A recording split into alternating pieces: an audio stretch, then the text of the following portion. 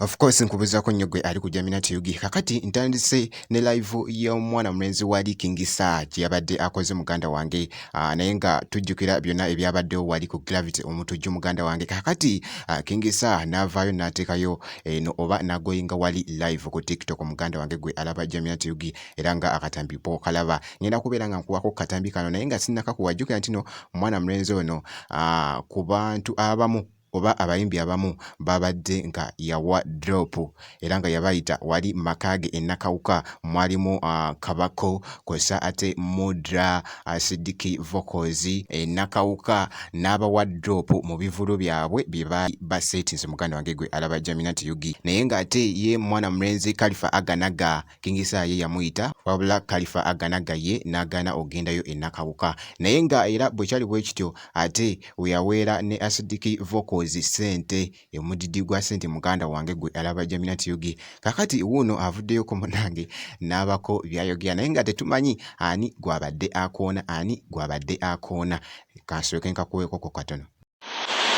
bantumira ku bayimbi abakima akalange nakawuka ensi yammwe entangaavu oba wakima akalange ensi entangaavu amagezi agasembayo gembawa olina kivulu nakauka tumanyiyo funa amanyi nakauka omugambe ntwala yake nakauka oba olina ekivulu ng'owulira oyagala abantu kima akalango batayagala abantu twogera ffe ng'abasaaga kubanga tibinaifate byaffe mubitwala mumala kwekoona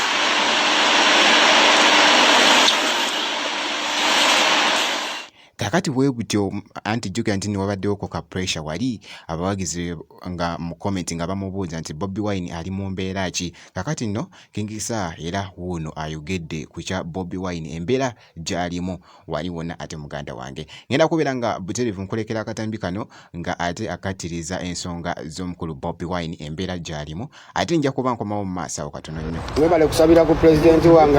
asuukasuuka muwuliza asuukasuuka yatumanyidde ennaku yatumanyi mukulya keeki mwana